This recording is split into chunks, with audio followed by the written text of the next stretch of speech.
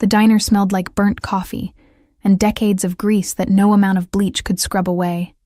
I inhaled it like oxygen because it was familiar, because it meant another shift, another handful of crumpled bills that might keep the electricity on for one more week. The fluorescent lights overhead buzzed with a persistent hum that had become the soundtrack to my exhaustion, flickering occasionally, as if they too were barely holding on.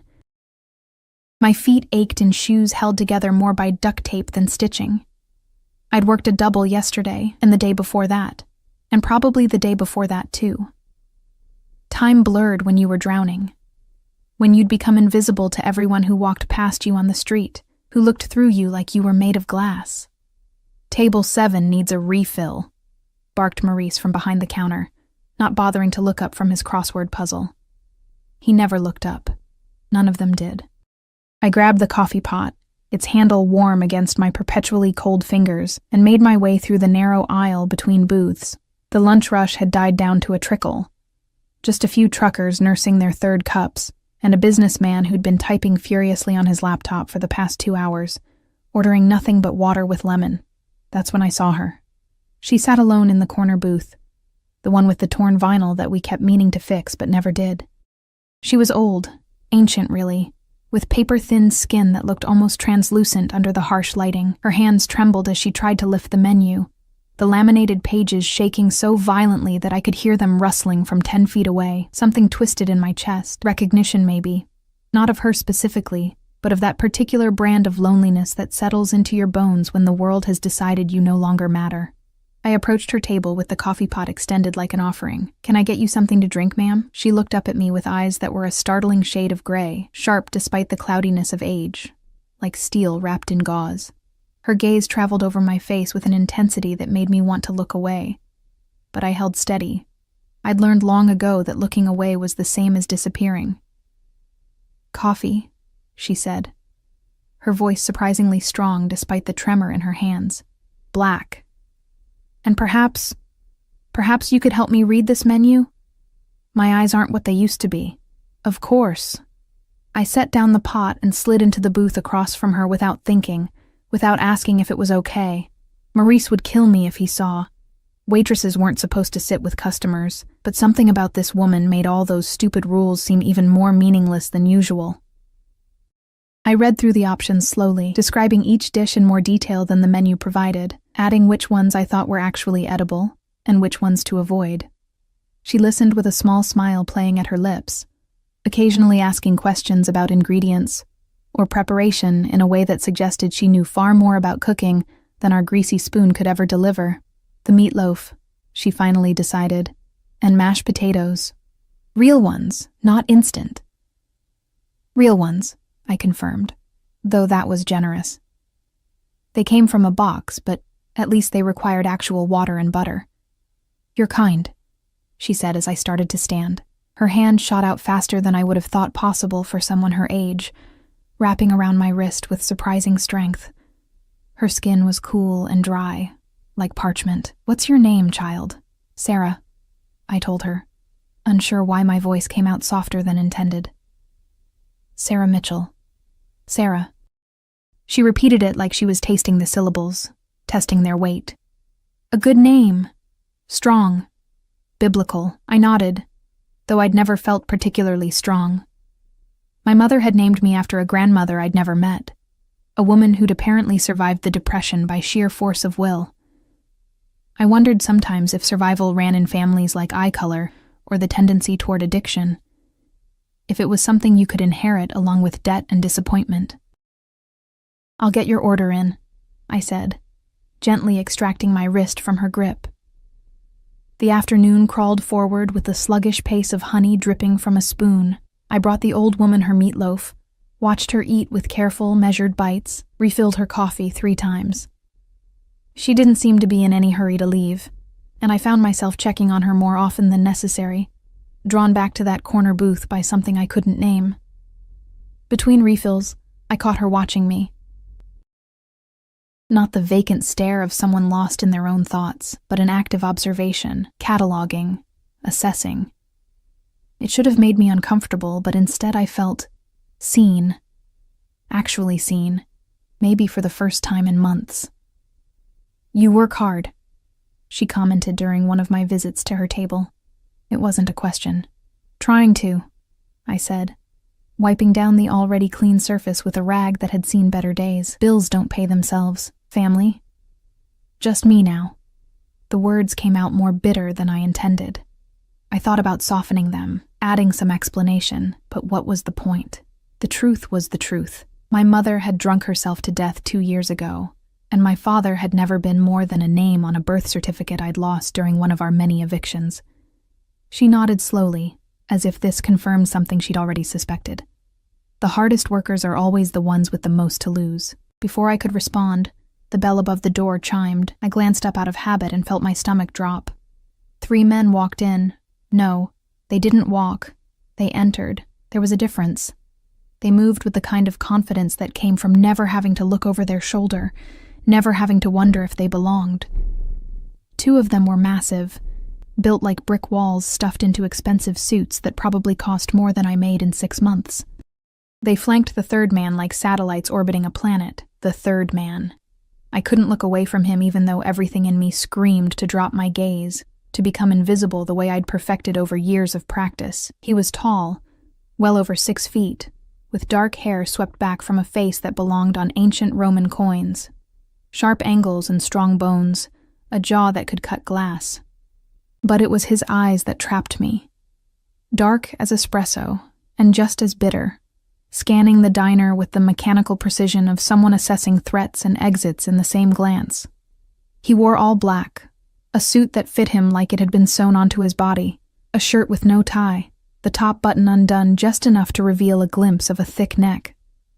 On his left hand, a gold signet ring caught the light. Even from across the room, I could feel the weight of money radiating off him like heat. The diner went quiet. Even Maurice looked up from his crossword. The man's gaze swept the room once, twice, then landed on the corner booth, on the old woman. His entire demeanor shifted, the predatory assessment melting into something I couldn't quite read. Concern? Fear? No, not fear. Men like that didn't do fear. Respect. He crossed the diner in long strides, his bodyguards following like shadows. I stood frozen next to the old woman's table, suddenly aware of how threadbare my uniform was, how the coffee pot in my hand was chipped at the spout, how utterly out of place these people were in this grease-stained corner of nowhere.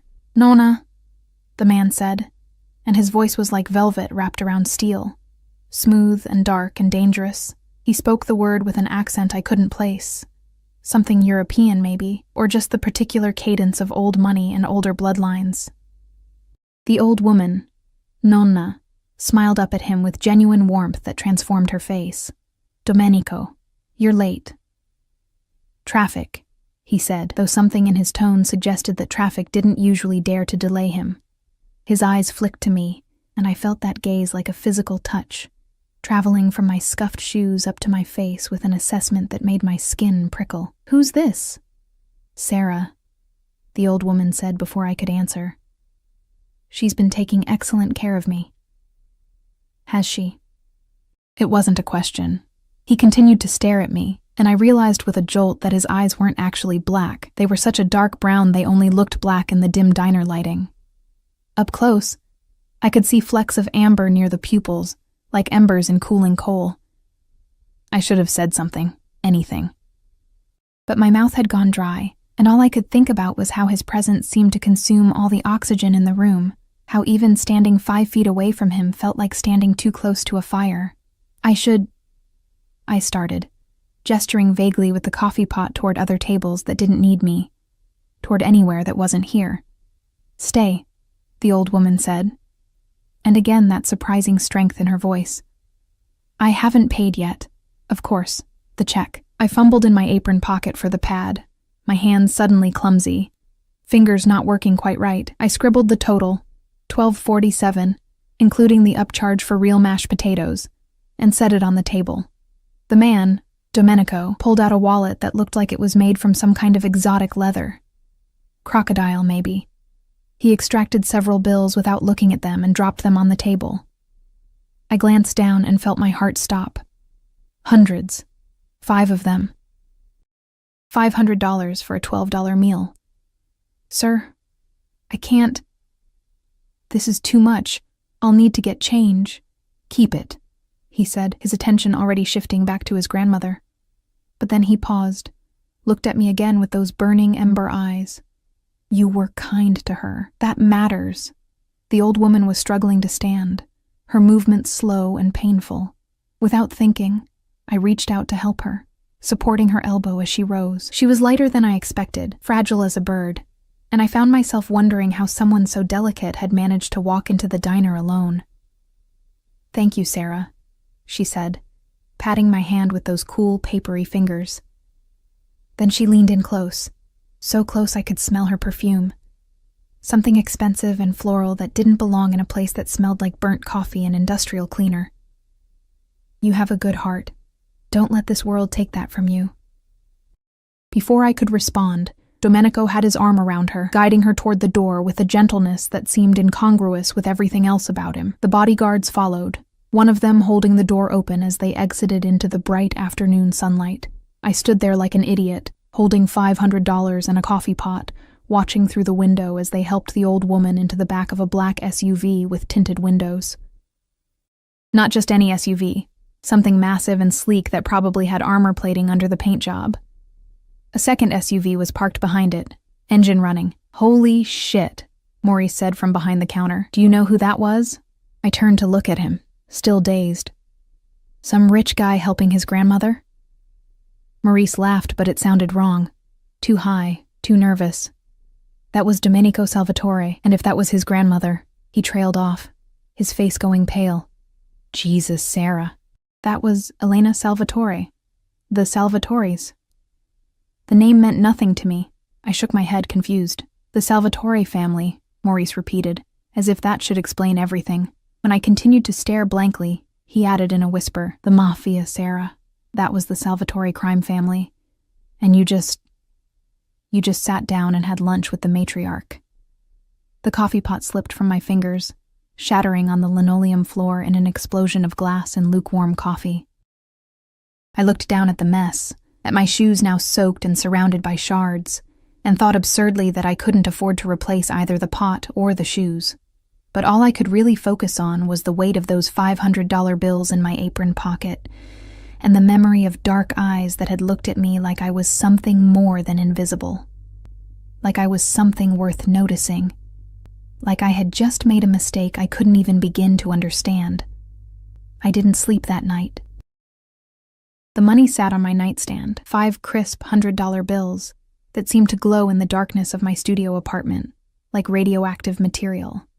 I'd counted them 17 times, as if the number might change, as if they might transform into singles, or disappear altogether like some cruel magic trick.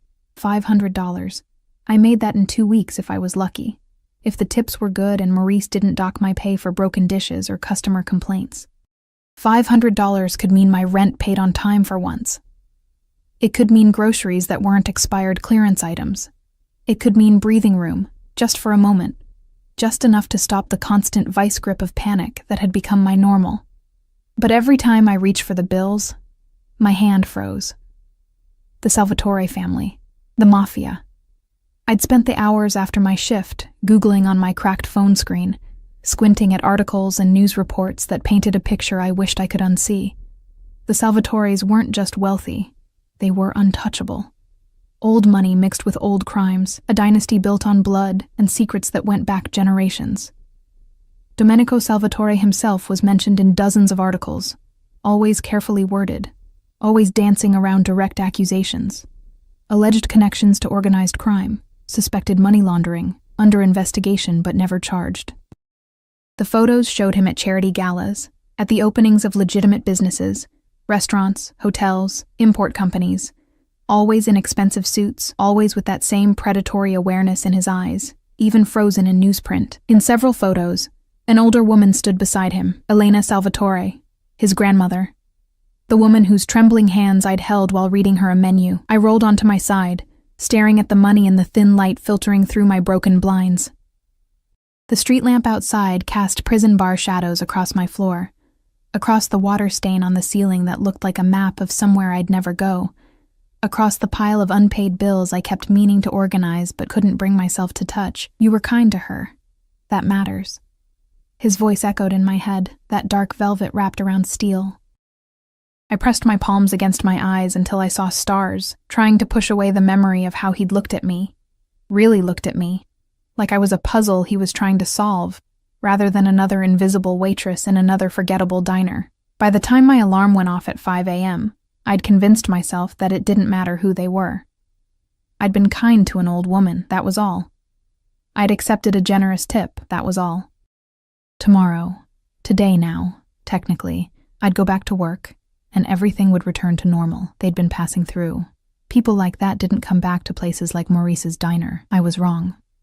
The black SUVs were parked outside when I arrived for my shift at 6.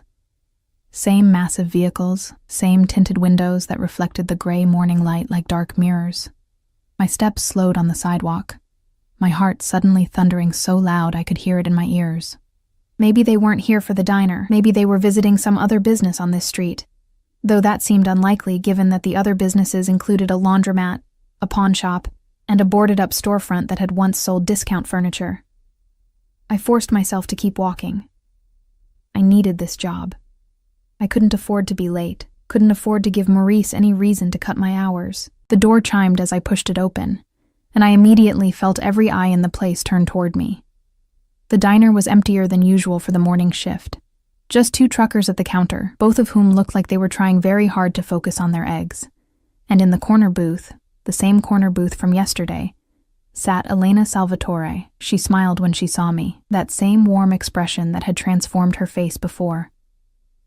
Sarah, good morning. My mouth opened, but no sound came out.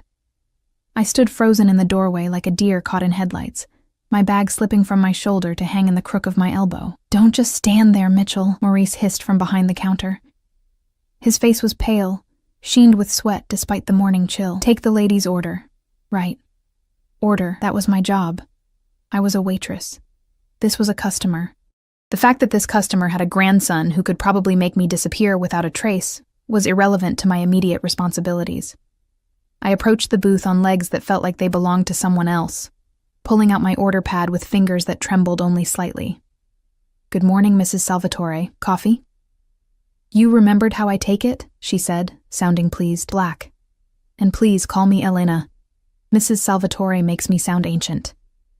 "You came back." The words slipped out before I could stop them. "I did." She folded her hands on the table, and I noticed she wasn't shaking today. Her movements were steady, controlled. The meatloaf was better than expected, and the company was excellent. Something about the way she said it made the hair on the back of my neck stand up. I'd spent enough years reading people, necessary when your survival depended on predicting which customers would tip and which would complain, which would leave quietly, and which would make a scene, to know when I was being tested. But for what? I couldn't begin to guess. "I'm glad you enjoyed it." I kept my voice neutral, professional. "What can I get you this morning?" She ordered oatmeal and toast, nothing that would take long to prepare. I brought her coffee, moving through the familiar motions with a strange sense of unreality, as if I were watching myself from a distance. When I set the cup down, she caught my wrist again, that same surprising strength. "Sit with me, Sarah." "I can't. I'm working." "Maurice," Elena called out, not loudly but with absolute authority. "You don't mind if Sarah takes her break now, do you?" Maurice practically tripped over himself. "No, ma'am, of course not. Sarah, take your break." I slid into the booth across from her because I didn't have a choice, because Maurice had just given me permission, because refusing seemed more dangerous than complying. The vinyl was cold through my thin uniform, and I was suddenly hyper-aware of how close the door was, how the 2 truckers were studiously not looking at us, how one of the bodyguards, the one with the scar through his eyebrow, stood just outside the window, watching. "You're afraid?" Elena observed. It wasn't a question. Should I be? The words came out sharper than intended, defense mechanism kicking in. She studied me for a long moment, those steel-gray eyes seeming to see past skin and bone to whatever lay beneath. "That depends. Are you planning to betray my trust?" "I don't even know you."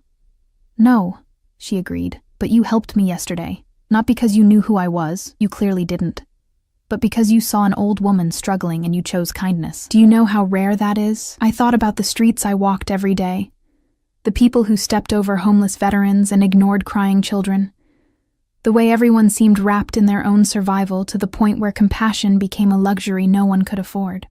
Not that rare, I said quietly. Rarer than you think. She took a sip of her coffee, and I noticed she held the cup with both hands, as if savoring the warmth. My grandson has people watching me constantly. Bodyguards, drivers, security checking every location before I arrive.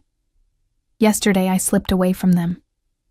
Told my driver I was visiting a friend and had him drop me at the corner. I wanted to be just an old woman for a few hours, to see how people treat you when they don't know your name, your connections, your power. My stomach dropped. Yesterday was a test, not a test, an observation. She set down her cup. You failed to recognize me. You failed to offer special treatment. You failed to see me as anything other than another customer who needed help. She smiled. Those were the most refreshing failures I've experienced in decades. I didn't know what to say to that. The silence stretched between us, filled with the distant clatter of dishes and the hum of the refrigerator and the sound of my own heartbeat. Why are you telling me this? I finally asked. Because my grandson wants to meet you properly. The words hit me like cold water. No. Sarah. No. I started to stand, but she caught my hand again, not grabbing, just touching, her papery fingers light against my skin. He won't hurt you. Domenico doesn't hurt people who show kindness to his family. Quite the opposite. I don't want to get involved with... I dropped my voice to a whisper, glancing around to make sure no one could hear. With people like you. No offense, but I can't afford that kind of attention. You can't afford not to have it, she said. And there was something almost sad in her voice. My dear, I know more about you than you realize. I know about your mother. I know about the evictions, the debt collectors, the notices from the electric company. I know you're working yourself to death in this diner for Maurice, who pays you below minimum wage because you're too afraid to report him. I know you're one emergency away from being on the street. Ice flooded my veins. You investigated me. I'm careful about who I allow into my life, even briefly.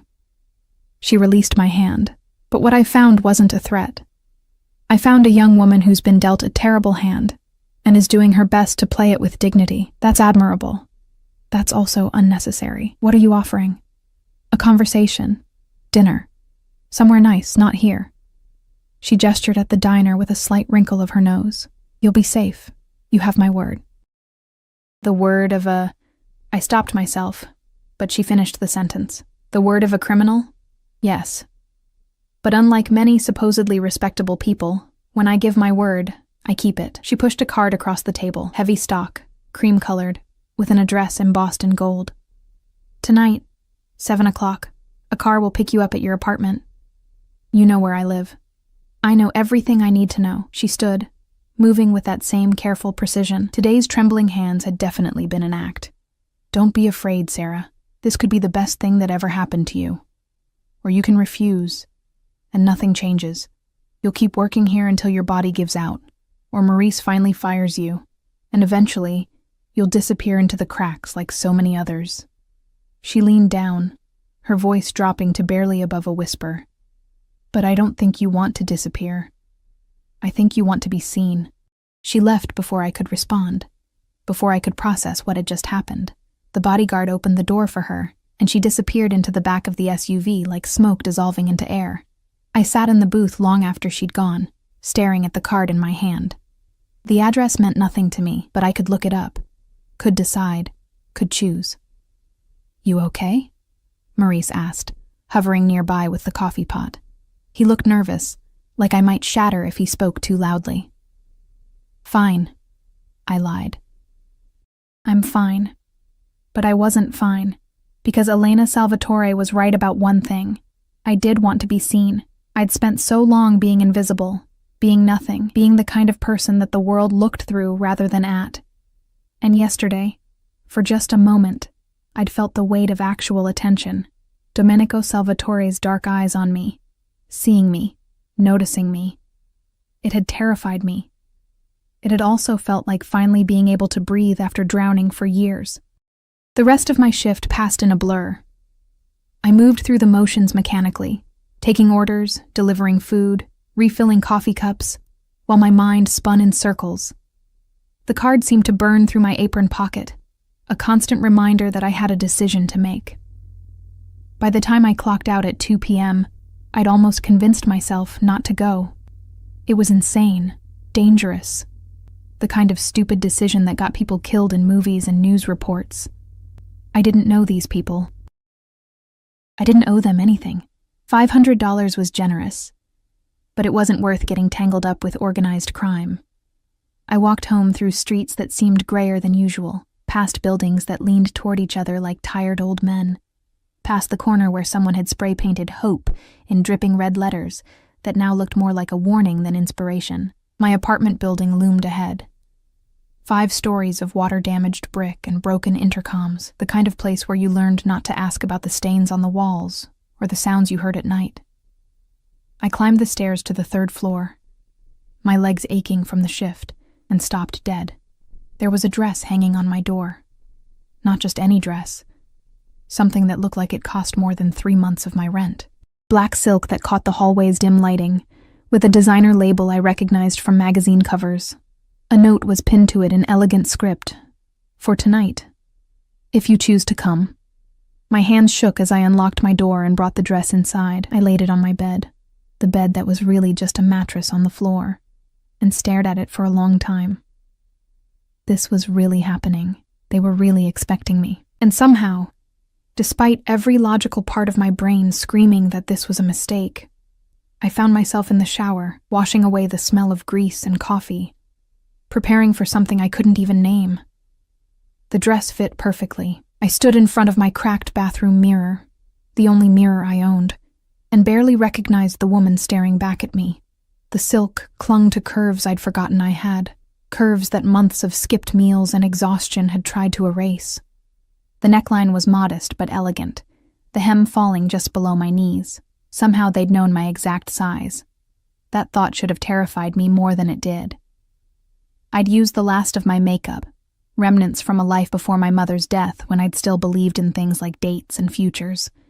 My hands trembled as I applied mascara, the wand nearly poking my eye twice. I didn't own heels that would work with this dress.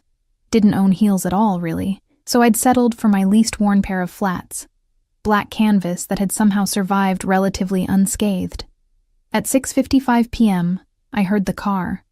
Not the sound of a normal engine, but the purr of something expensive, something that didn't belong on my street any more than I belonged in this dress. I grabbed my bag, a worn canvas thing that clashed horribly with the silk, and made my way downstairs before I could change my mind. The SUV was parked directly in front of my building, as black and sleek as I remembered. The driver stood beside the rear door, a man in his 40s with the build of a boxer, and eyes that tracked every movement on the street with mechanical precision. When he saw me, he opened the door without a word.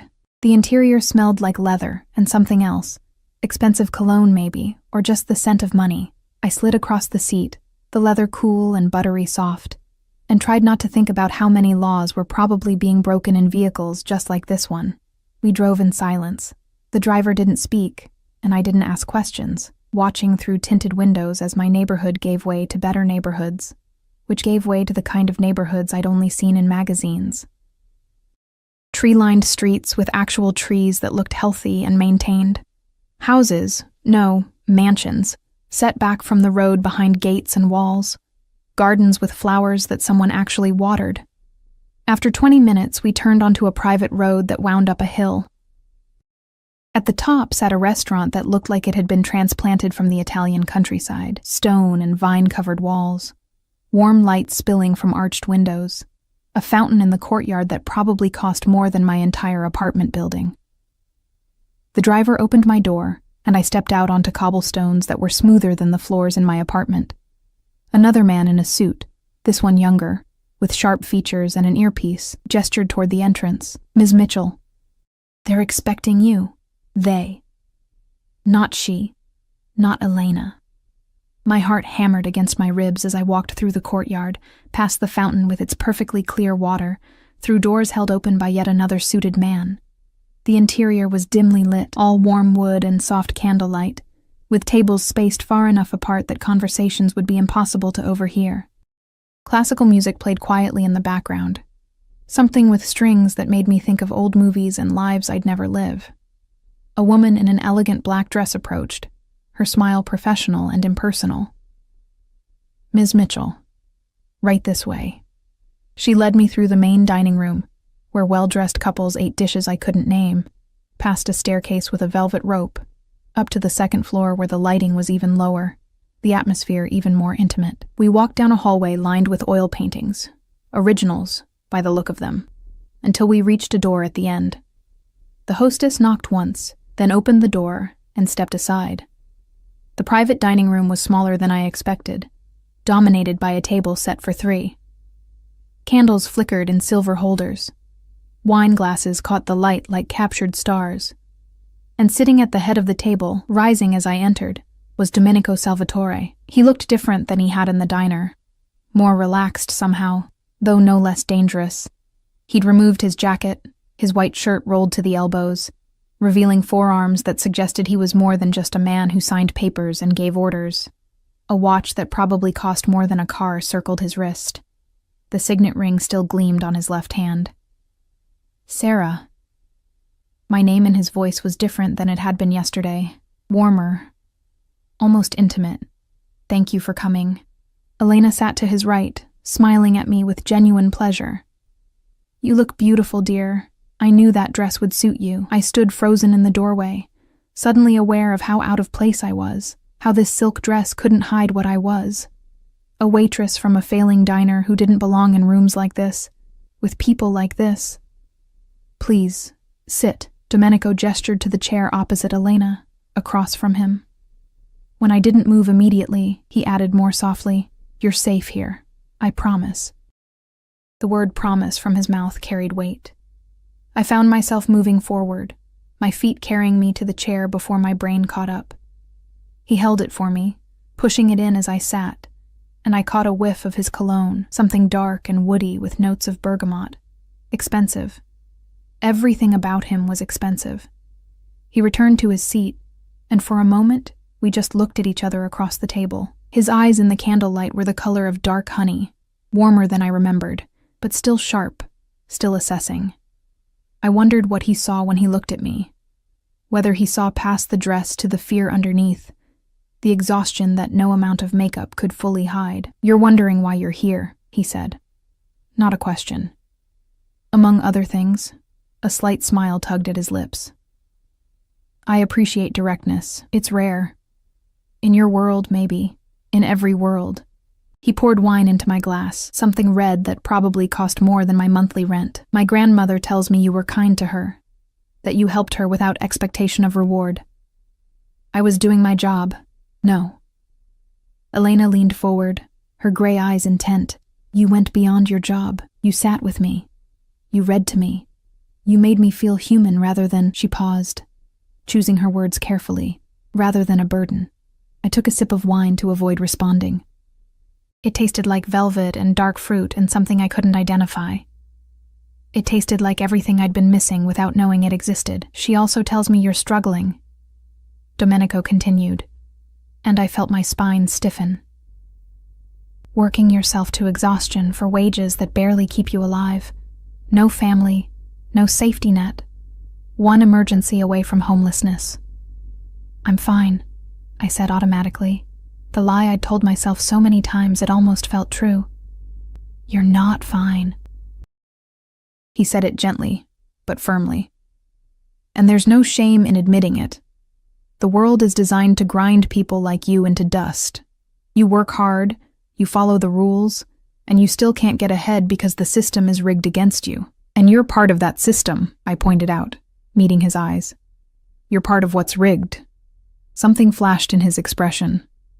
Surprise, maybe, or approval. "I am. I don't pretend otherwise." He leaned back in his chair, studying me. "But I also believe in taking care of people who show loyalty, who show character. And you showed both to my grandmother. So this is a job offer? No. He paused as servers entered, placing plates in front of us, some kind of fish with vegetables I'd never seen before, arranged like art. They disappeared as silently as they'd arrived. This is an opportunity, a chance to stop drowning. I looked down at the food, my stomach nodding with hunger and anxiety in equal measure. What kind of opportunity? Elena answered instead. We'd like to help you, Sarah. Get you out of that apartment, out of that job. Give you space to breathe, to figure out what you actually want from life instead of just surviving it. Why? The question came out harsher than intended. You don't know me. I helped an old woman read a menu. That doesn't make me special. It does to us, Domenico said quietly. Family is everything to us. Blood family, yes, but also chosen family. People who prove themselves trustworthy, loyal. He picked up his fork, cut a precise piece of fish. My grandmother rarely asks me for anything, but she asked me to help you, so I'm offering. Offering what, exactly? A place to live. Secure. Safe. No rent. No utilities. No worrying about the electricity being shut off. A stipend to cover your expenses. Time to figure out what you want to do with your life beyond serving coffee to truckers. It sounded too good to be true. In my experience, things that sounded too good to be true usually came with invisible price tags that would bankrupt your soul. And in exchange, he said, watching me carefully, you spend time with my grandmother, keep her company, help her with whatever she needs, be her companion. I blinked. That's it? You're offering me free housing and money to hang out with Elena? She's lonely, Domenico said, and for the first time, I heard something raw in his voice. She's 83 years old. Her husband died 10 years ago. Her children are gone. I'm busy with... He gestured vaguely. Business. She needs someone who sees her as a person, not as the matriarch of a crime family, someone who will talk to her like you did in the diner. Someone genuine. I looked at Elena, who was watching me with those sharp gray eyes. Is this what you want? Yes, she said simply. I liked you, Sarah. I liked how you treated me. I'd like to spend more time with you. And if Domenico can help you in the process, that seems like a fair exchange. I should have said no.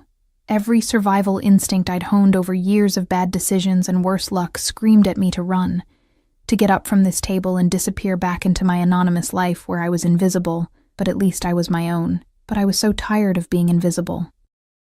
And the offer, the impossible, generous, terrifying offer, was a lifeline thrown to someone who'd been drowning for so long I'd forgotten what air tasted like.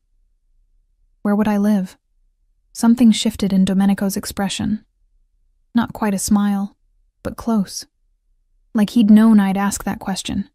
Like he'd been waiting for it. There's a guest house on my property. Small, private.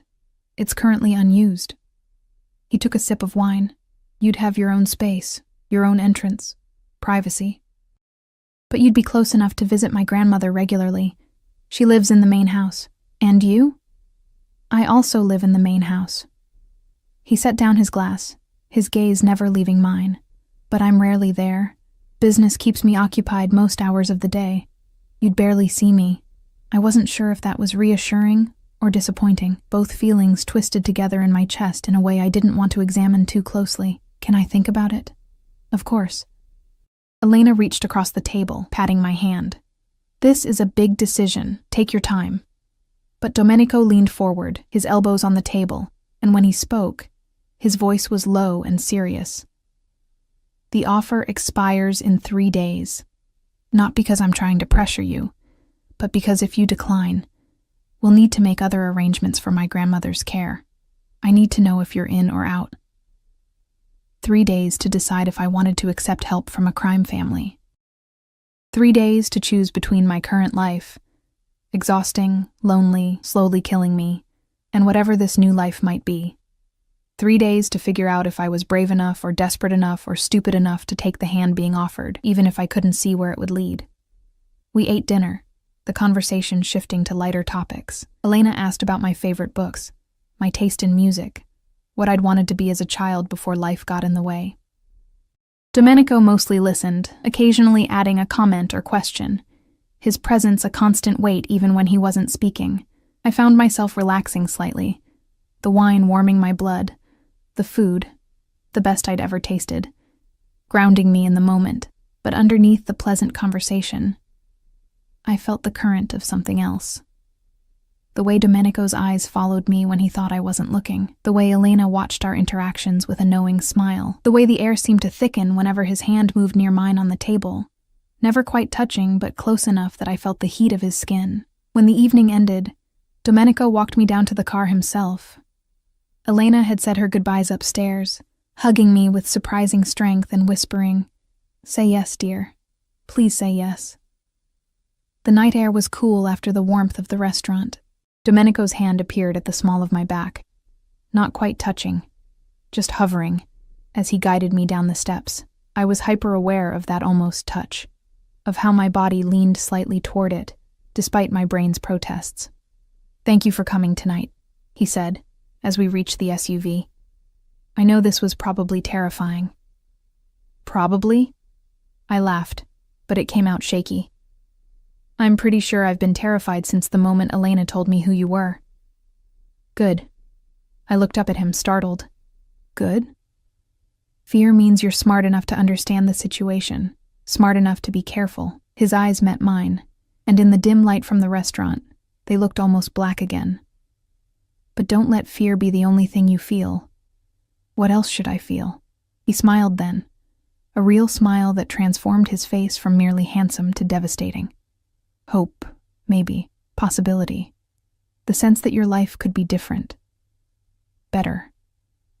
"Different isn't always better," I said quietly. "No," he agreed, "but sometimes it is. Sometimes different saves your life." The driver opened the door, and I started to get in, but Domenico's voice stopped me. "Sarah?" I turned back, and he was closer than I expected, close enough that I could see the fine lines at the corners of his eyes, the shadow of stubble along his jaw. "Whatever you decide," he said, "know that you'd be safe with us. I protect what's mine, and if you accept this offer, you'd be mine to protect." The possessiveness in those words should have sent me running. Instead, I felt something warm unfurl in my chest, something dangerously close to wanting. I got in the car without responding, and he closed the door gently. As we pulled away, I watched him through the tinted window, standing in the courtyard with his hands in his pockets, watching me leave. Even at a distance, even through darkened glass, I could feel the weight of his gaze. The dress was still on my bed when I got home, a reminder that this had been real, that tomorrow I'd wake up and have to decide. 3 days. I pulled out my phone and Googled the Salvatore family again, reading until my eyes burned and my phone battery dropped to 5%. Every article painted the same picture. Power, violence, control, a family that had ruled this city's underworld for generations. Men who made problems disappear, women who looked the other way, a world where loyalty meant everything, and betrayal meant death. I should have been terrified, but all I could think about was Domenico's voice saying you'd be mine to protect, and how that had felt like the safest I'd been in years. I lasted 2 more shifts at the diner before I made my decision. The first shift, the morning after the dinner, I moved through my routine like a ghost. Every table felt heavier, every order more exhausting, Maurice's voice more grating than usual. The coffee smelled burnt, the eggs looked gray, and the customers seemed to blur together into one faceless mass of demands and complaints and quarters left as tips. When I got home that night, my feet were bleeding through my socks. The duct tape on my shoes had finally given up entirely, and I'd spent 8 hours walking on cardboard I'd stuffed inside to cover the holes. I sat on my mattress and peeled the socks away from dried blood, wondering how much longer I could do this. How many more shifts until my body simply gave out? The second shift was worse. Maurice docked my pay for the coffee pot I'd broken. $50 I couldn't afford to lose.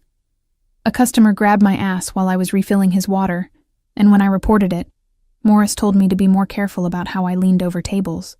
The electricity in my apartment building went out halfway through my shift, which meant when I got home, I'd have no light, no way to cook the expired ramen that was all I had left in my cupboard. I sat in the dark that night, eating cold ramen with my fingers because I couldn't find a fork, and thought about Domenico's words. Sometimes different saves your life. I called the number on the card Elena had given me at 3 a.m., sitting on my floor with my phone on its last 2% battery. A man answered on the first ring. Yes? This is Sarah Mitchell. I'd like to speak to Mr. Salvatore, or Elena, about the offer. One moment. The line clicked, and I waited, my heart hammering, half expecting to be told it was too late, that the offer had been rescinded, that I'd waited too long and missed my only chance at a different life.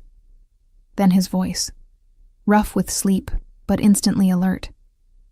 Sarah. Just my name, but the way he said it made my stomach flip. Like he'd been waiting for this call, like he'd known I'd break. I'll do it, I said before I could change my mind. The arrangement, with Elena, I'll accept your offer. Silence on the other end, long enough that I wondered if the call had dropped. Then, you're sure? No, I admitted, but I'm doing it anyway. I could hear the smile in his voice. Good. Can you be ready in 3 hours? 3. What? It's 3 in the morning. I know. But your landlord is filing for eviction tomorrow morning. You have unpaid rent going back 3 months. I'd rather have you out of there before the paperwork is filed. A pause. Unless you'd prefer to wait? He'd been monitoring my situation, tracking my rent status. The thought should have creeped me out, but instead, I felt a strange sense of relief that someone had been paying attention, that someone had noticed I was drowning before I went under completely. 3 hours, I agreed. A car will be there at 6. Pack everything you want to keep. Everything else? Leave it. The line went dead. I looked around my studio apartment. At the water-stained ceiling, the broken blinds, the mattress on the floor, the milk crates I used as furniture. What did I want to keep? My clothes fit in 2 garbage bags. Some photos of my mother before the drinking got bad. A battered copy of Jane Eyre I'd stolen from a free library box because I'd loved the story of a woman who refused to settle for scraps. By the time the sun started to rise, painting my apartment in shades of gray and gold, I'd packed my entire life into 3 bags and a backpack. It was depressing how little I had to show for 26 years of existence. How completely I could disappear from this place without leaving a trace. The SUV arrived exactly at 6. Same driver as before, same professional silence. He took my bags without comment, loading them into the back while I took one last look at the building that had housed me for the past year. I felt nothing. No nostalgia, no regret. Just a hollow sense of closing a door on a room I'd never wanted to enter in the first place. The drive took longer this time, heading out of the city entirely. Into the hills where houses became estates, and estates became kingdoms hidden behind walls and gates.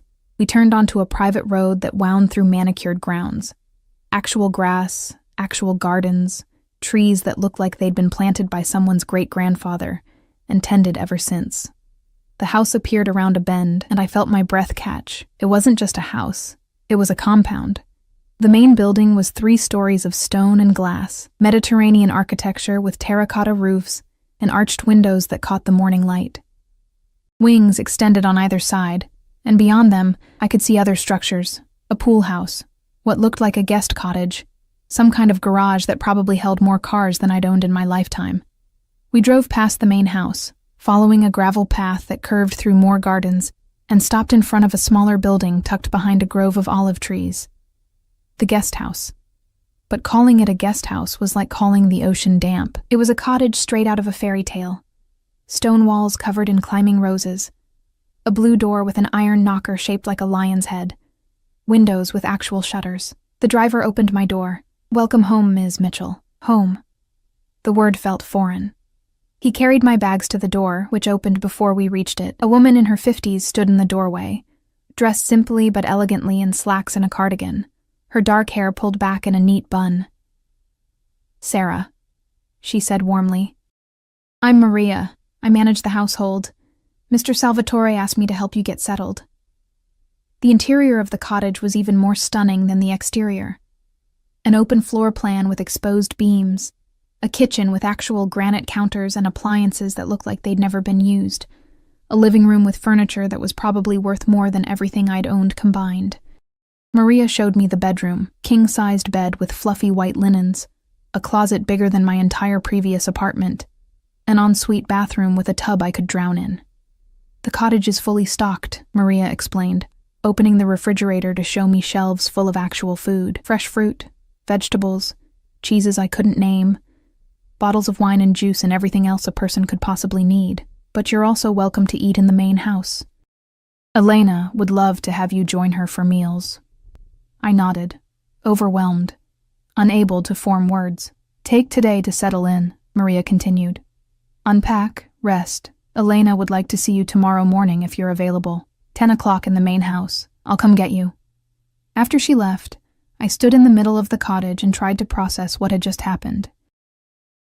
48 hours ago, I'd been serving coffee in a diner, my feet bleeding, my electricity shut off, one paycheck away from the street. Now I stood in a place that looked like it belonged in a magazine, surrounded by luxury I'd never imagined. With a refrigerator full of food and a bed that probably cost more than my yearly salary, I should have felt relief, gratitude, joy.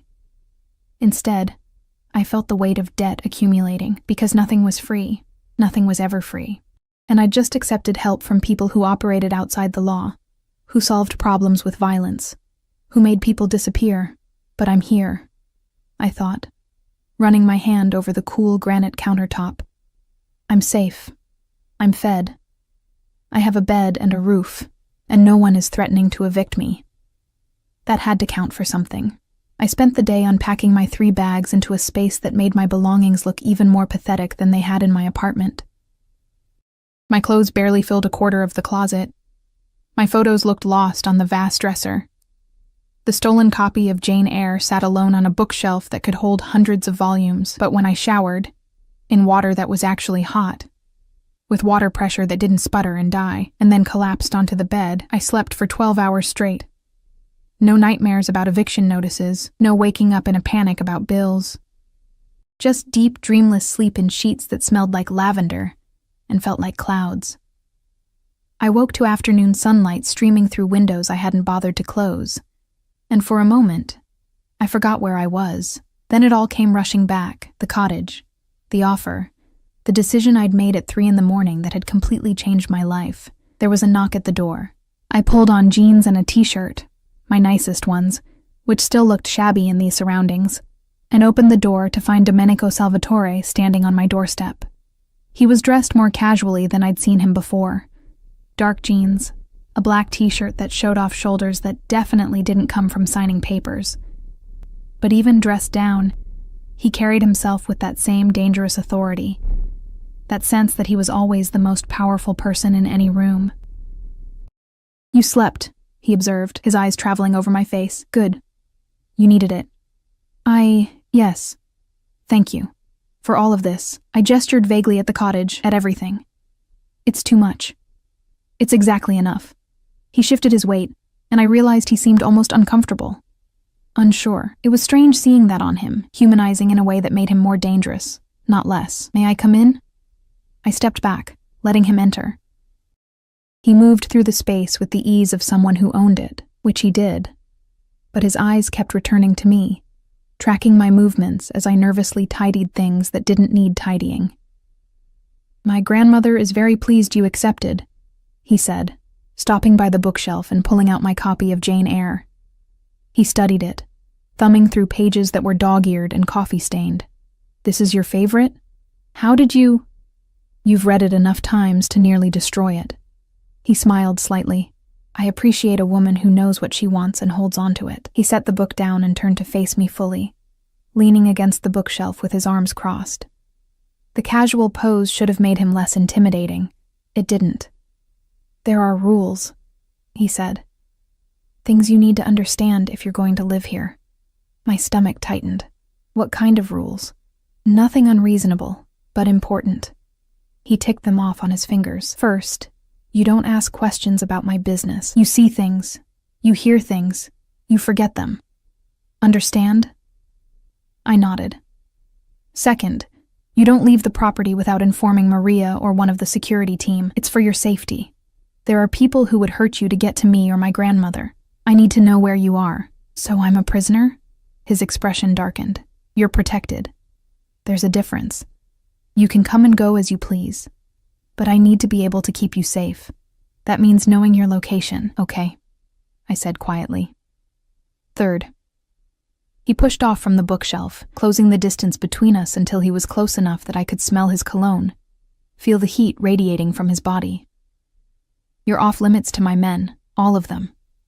You're under my protection, which means no one touches you, no one threatens you, no one makes you uncomfortable. If anyone does, you tell me immediately. Why would they? Because you're beautiful, he said, as casually as if he were commenting on the weather. Because you're living on my property. Because some men are stupid enough to think that means you're available. His eyes met mine, dark and intense. You're not. You're here for my grandmother. That's all. Anyone who forgets that answers to me. The possessiveness in his tone made something warm and dangerous unfurl in my stomach. I should have been offended by the implication that I needed his protection, that I couldn't handle myself. Instead, I felt that same strange safety I'd felt in the restaurant, the sense that someone was finally standing between me and a world that had been trying to destroy me. Is that all? My voice came out breathier than intended. No. He reached up, and I thought he was going to touch my face, but his hand stopped inches away, hovering. One more rule, the most important one. What? Don't fall in love with me. The words hit me like cold water. I laughed, but it sounded hollow. Excuse me? Women always do, he said, and there was something sad in his voice. They see the money, the power, the protection I offer. They mistake it for something it's not. They fall in love with an idea of who I am rather than the reality.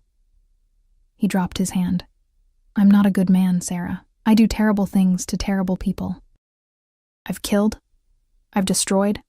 I've broken laws and lives without hesitation. I take care of my family, and I eliminate threats. That's who I am. Don't romanticize it.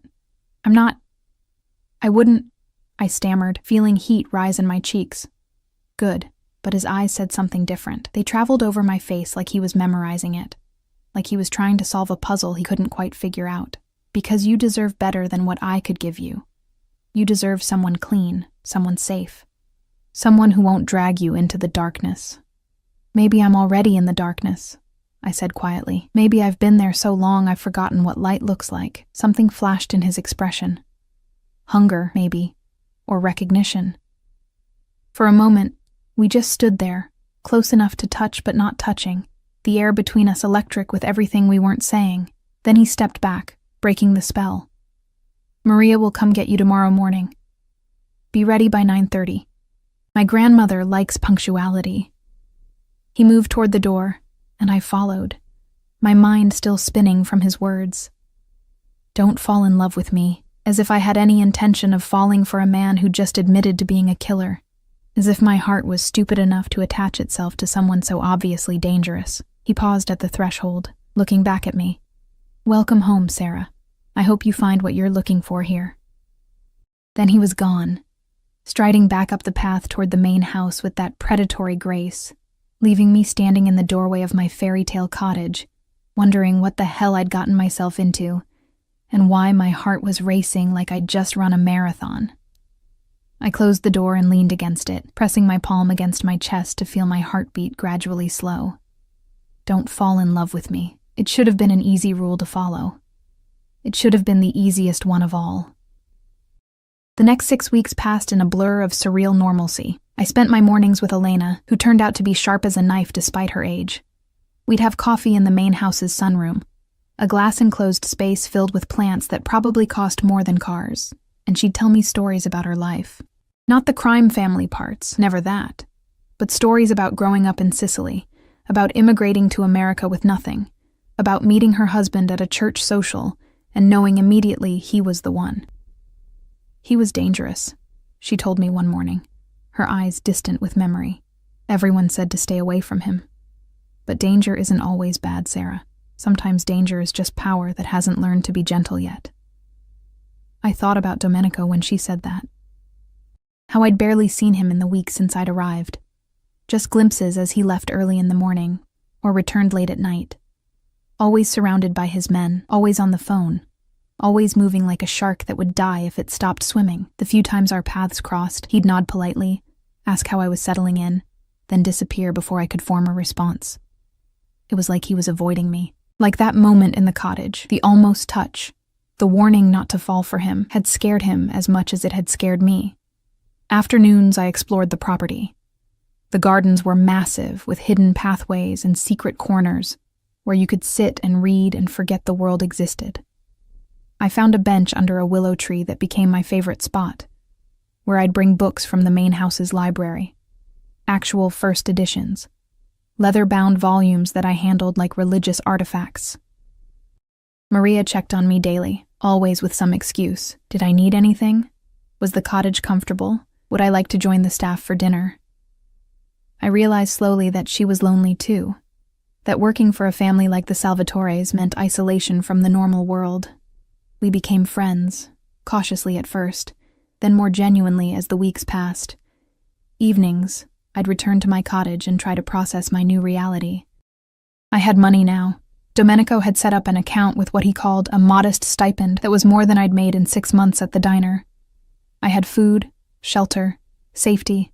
I had time to breathe, to think, to remember what it felt like to be human instead of just surviving. But I also had questions about the men in suits who came and went at odd hours, about the conversations that stopped when I entered a room, about the night I'd woken to the sound of cars and seen Domenico walking across the grounds with blood on his white shirt, his face carved from stone, his men flanking him like an honor guard returning from war. I didn't ask. That was the first rule. You don't ask questions about my business. But I wondered. God, how I wondered. It was week 7 when everything changed. I was in the garden, reading under my willow tree, when I heard shouting from the main house, male voices, angry and overlapping, then a crash, like furniture breaking. My body went cold, but I stayed frozen on the bench, remembering the rules. Don't ask questions. Stay out of it. But then I heard Elena's voice, sharp with command, and my body moved before my brain caught up. I ran toward the main house, my book falling forgotten in the grass. The side door was open, and I followed the voices to what looked like a study, all dark wood and leather and the smell of cigars and expensive whiskey. Domenico stood in the center of the room, his jaw tight with fury, facing 3 men I didn't recognize. One of them was younger, maybe mid-30s, with slicked back hair and a suit that screamed new money trying to look like old money. He was gesturing aggressively, his face red. Elena stood between them, tiny and fragile-looking but radiating authority like a nuclear reactor. "Enough," she said, her voice cutting through the tension. "Both of you. This is family business, and family doesn't shed blood in my house." "He's not family," the younger man spat, jerking his chin toward Domenico. "He's a bastard who took what should have been mine." He didn't get to finish. Domenico moved faster than I could track, closing the distance and slamming the man against the wall hard enough to rattle the paintings. His forearm pressed against the man's throat, and I could see the veins standing out in his neck, the barely controlled violence in every line of his body. "Say that again," Domenico said softly, dangerously. "Please, give me an excuse." "Domenico." Elena's voice was sharp. "Not here. Not now." That's when the younger man's eyes found me, standing frozen in the doorway. His lips curved into something ugly. "That her? The new pet you're keeping? Does she know what you are? What you do to people who—" I didn't see Domenico's fist move. 1 second the man was talking. The next he was on the floor, blood pouring from his nose, his eyes dazed. "Get him out of here," Domenico said to the other 2 men, who I now realized were the younger man's bodyguards. "And tell Carlo that if he sends his son to my house again to threaten my grandmother in my territory, I'll send him back in pieces." The men dragged their boss out, and suddenly the room was silent, except for the sound of Domenico's harsh breathing. He stood with his back to me, his shoulders rigid, his hands clenched into fists at his sides. Elena sighed, suddenly looking every one of her 83 years. "Sarah, you shouldn't have seen that. I heard you. I thought—" My voice wouldn't work properly. "She thought you needed help," Domenico said, turning to face me. There was blood on his knuckles, but his eyes were what scared me. They were empty, cold. The warm amber was gone, replaced by something that looked like the abyss staring back. Did you think you could protect my grandmother? Did you think you could stop this? I didn't think, I admitted. I heard her and I ran. Something shifted in his expression. The ice cracked, just a little. You ran toward the danger. You didn't even hesitate. She's my friend, I said simply. Elena moved toward me, taking my hands in hers. Go back to your cottage, dear. Please. This isn't something you should be part of. But Domenico was still staring at me. And I saw the exact moment something changed in his eyes, the moment the careful distance he'd maintained for 7 weeks shattered like glass. No, he said quietly. She stays. She's already in this. The moment she ran toward the danger instead of away from it, she made herself part of it. Domenico, Elena started, but he cut her off. Carlo's son saw her. He knows she's here. He knows she matters. His jaw clenched. She's a target now. My stomach dropped. What does that mean? He crossed the room toward me and I saw Elena quietly slip out, leaving us alone. He stopped close enough that I had to tilt my head back to meet his eyes, close enough that I could smell his cologne mixed with sweat and adrenaline. It means the rules just changed, he said. It means you can't just be my grandmother's companion anymore. It means I have to keep you closer. It means... He stopped, something warring in his expression. Means what? It means I've been an idiot. He reached up, and this time his hand didn't stop. His fingers traced my jaw, tilted my face up toward his. His touch was surprisingly gentle for hands that had just broken a man's nose. I've been avoiding you, staying away, trying to follow my own rule about not falling for you. My breath caught. And I've been failing miserably. His thumb brushed across my lower lip. Every time I see you in the garden with a book. Every time I hear you laughing with my grandmother. Every time I come home late and see your light on, knowing you're in that cottage, safe and warm and mine to protect. He stopped, his eyes searching mine. I told you not to fall in love with me. I should have been warning myself. Domenico, let me finish. His other hand came up to frame my face, and the tenderness in the gesture made my throat tight. I'm a bad man. I do terrible things. The man whose nose I just broke, he's right. I've taken things that weren't mine. I've killed people who got in my way. I've built an empire on blood and fear and violence. That's who I am. That's what I'll always be. Then why? Because you look at me and you don't see that, he said, his voice rough. You see something else. Something I thought I'd buried so deep it didn't exist anymore. You see someone worth running toward instead of away from. And I'm selfish enough, broken enough, to want that. To want you. Even though I shouldn't. Even though you deserve so much better. I should have been terrified. He'd just confirmed everything I'd suspected. The violence, the crimes, the darkness. But all I could think about was his hands on my face, the vulnerability in his eyes, the way my body had been aching for this moment since the first time I'd seen him in the diner. What if I don't want better? I whispered. What if I want this? You? He made a sound low in his throat, half growl, half groan, and then his mouth was on mine. The kiss was nothing like I'd imagined. It wasn't gentle or tentative. It was possession and desperation, and 7 weeks of denied wanting all crashing together at once. His hands slid into my hair, angling my head exactly where he wanted it, and I pressed closer, my fingers digging into his shoulders, feeling the solid muscle beneath his shirt. When he finally pulled back, we were both breathing hard. His forehead rested against mine. His eyes closed. This is a mistake, he murmured. Probably, I agreed. You're still going to end up hurt, maybe. He opened his eyes, and the intensity in them stole my breath. But you're mine now. You understand that? Mine to protect. Mine to keep safe. Mine. The possessiveness should have scared me. Instead, it felt like finally coming home after years of wandering. Yours, I agreed. The next weeks were different. Domenico stopped avoiding me. Instead, I found myself pulled deeper into his world. Not the criminal parts, never that, but the rest of it. Dinners in the main house with him and Elena, his hand always finding mine under the table. Walks through the garden where he'd tell me about his childhood, about inheriting a legacy he'd never asked for but had learned to master. Nights in the study where he'd work and I'd read, existing in the same space, the silence between us comfortable and warm. The danger he'd warned me about never materialized. Carlo's son disappeared. I didn't ask where, and life settled into a new normal. A normal that included Domenico's hand at the small of my back, his lips on my temple in greeting, the way he'd check on me throughout the day like he couldn't quite believe I was real. Elena watched our relationship develop with knowing eyes and a satisfied smile. I knew, she told me one morning over coffee, from the moment he saw you in the diner. The way he looked at you, I've never seen him look at anyone like that. Like what? Like you were Heir, and he'd been drowning.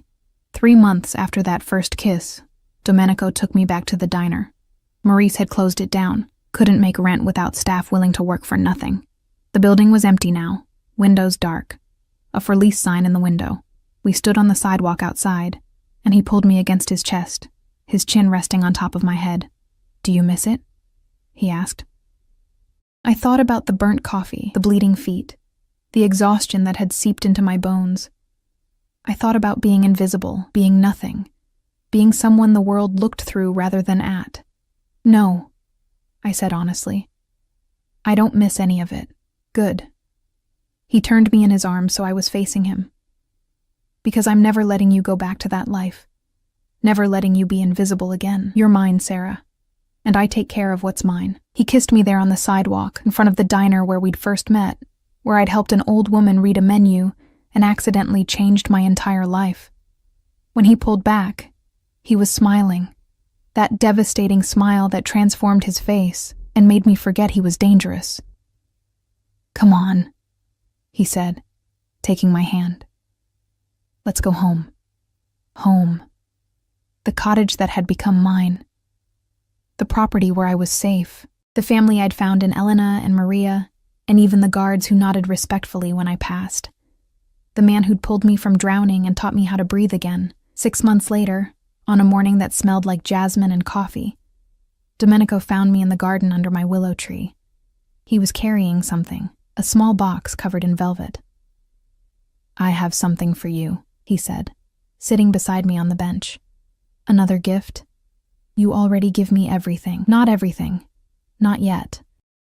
He opened the box to reveal a ring, a simple band with a single diamond that caught the sunlight and threw rainbows across the grass. "I'm not a good man, Sarah. I'll never be a good man, but I'm yours. Completely. Irrevocably. And I'm asking, begging, for you to be mine. Officially. Forever." My hands shook as I reached for the ring. "You're asking me to marry you? I'm asking you to choose this life. This darkness. Me, knowing exactly what I am and what it means."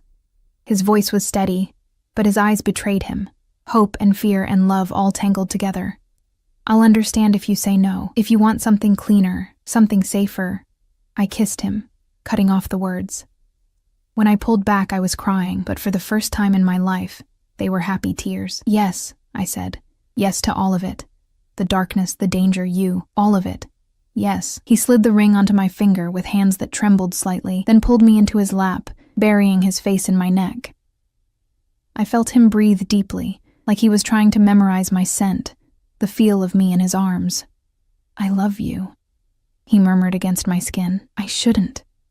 It makes me weak, makes you a target. But I love you anyway. I love you desperately. I love you too," I whispered back. "My dangerous, beautiful, broken man. I love you too." We were married a month later in the garden under the willow tree, with Elena crying happy tears and Maria fussing over my dress. White silk that Domenico had chosen, that fit perfectly because he knew every inch of me by heart. His men stood as witnesses, dangerous men in expensive suits who'd kill for him without question, but who smiled at the ceremony like they'd never seen their boss happy before. When he kissed me as his wife, he whispered against my lips, "You saved me. You know that?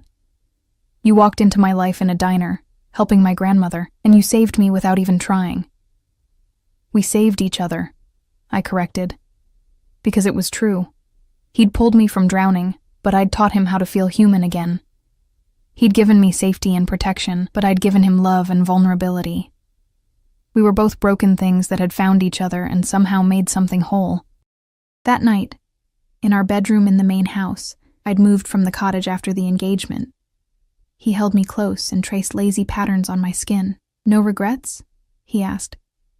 I thought about the girl I'd been 6 months ago. Invisible. Exhausted. Slowly dying in a grease-stained diner.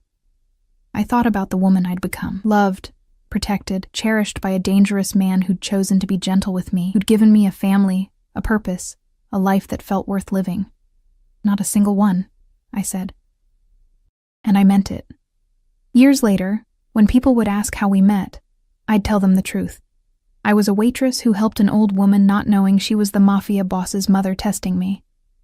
I'd been kind without expecting reward, genuine without knowing I was being observed, and that single act of compassion had led to this, to love, to family, to a life I never could have imagined. Elena would always smile when I told that story, reaching over to pat my hand with her papery fingers. "I knew the moment I saw you," she'd say. "I knew you were exactly what my grandson needed, what our family needed, someone real, someone who chose kindness even when it cost them." Domenico would pull me close and kiss my temple, his way of showing affection in front of others. And I'd lean into him, this dangerous man who'd become my everything, and silently thank whatever fate had led me to that diner on that particular day. Because some mistakes turn out to be the best decisions you ever make. Some dangers are worth running toward. And sometimes, the darkness isn't something to fear. It's just power that's finally learned to be gentle. At least, that's what Elena always said. And she was never wrong.